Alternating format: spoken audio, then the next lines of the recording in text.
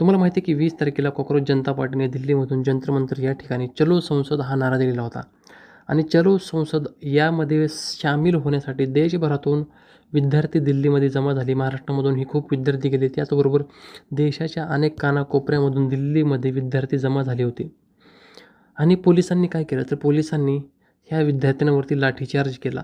दिल्ली पोलिसांनी आपला क्रूर चेहरा संपूर्ण देशाला दाखवला आणि यासोबतच भारताची बदनामी संपूर्ण जगामध्ये झाली.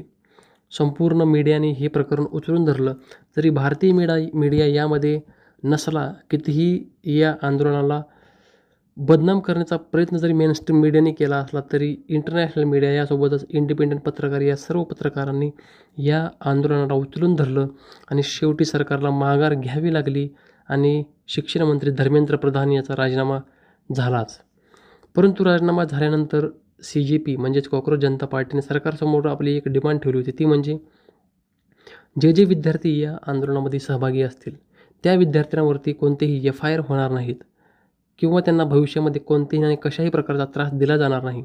आणि ज्या विद्यार्थ्यांवरती या आंदोलनामध्ये सहभागी असताना FIR दाखल झालेले आहेत, गुन्हे दाखल झालेले आहेत, ते सर्व गुन्हे मागे घेतले जातील. ही त्यांची डिमांड होती आणि ही डिमांड सरकारने ॲक्सेप्ट केली आणि मान्य केली होती.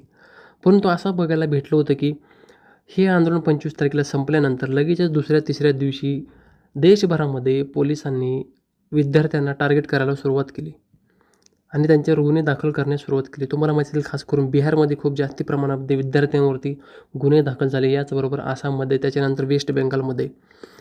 परंतु लगेच कॉकरोच जनता पार्टीने परत प्रेस कॉन्फरन्स घेतली. त्याच्यानंतर तुम्हाला माहिती असेल नेहा बोरा ह्या स्वतः बिहारमध्ये गेल्या. तेथे जाऊन त्यांनी बिहार DGPंची भेट घेतली. भेट घेऊन गुन्हे मागे घेण्यासाठी DGPनं सांगितलं. त्याच्यानंतर केंद्र सरकारने सुद्धा ऑर्डर्स काढल्या आणि गुन्हे जे आहेत ते मागे घेण्यासाठी सांगितले सर्व राज्यांना. BJP राईट स्टेटमध्ये, त्याच्यानंतर BJP रूल स्टेटमध्ये सुद्धा. तरी तुम्हाला माहिती असेल की आज CGIने एक ऑर्डर्स दिली.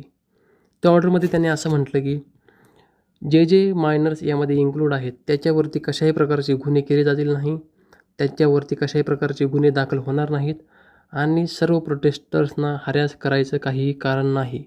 पण याचबरोबर त्यांनी असंही म्हटलं की ज्यांचं क्रिमिनल बॅकग्राऊंड आहे अगोदरच त्यांना सोडू नका, त्यांच्यावरती FIR दाखल करा, इन्व्हेस्टिगेशन करा आणि त्यांना तुरुंगात टाका, असं आज यांनी सांगितलेलं आहे.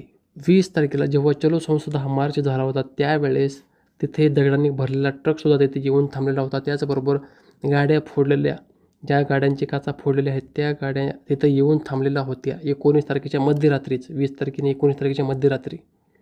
तरी सर्व प्लॅनिंग होतं.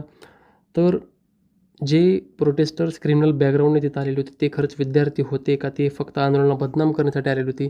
तर CGIने जो आजची जी ऑर्डर काढली, आजचा जो त्यांनी निर्णय दिलेला आहे, तुम्हाला काय वाटतं तो योग्य आहे का? कमेंट करून नक्की सांगा. आणि असेच व्हिडिओ बघण्यासाठी आपल्या YouTube चॅनलला सबस्क्राईब करा, व्हिडिओला लाईक करा आणि चॅनलला सबस्क्राईब करायला विसरू नका.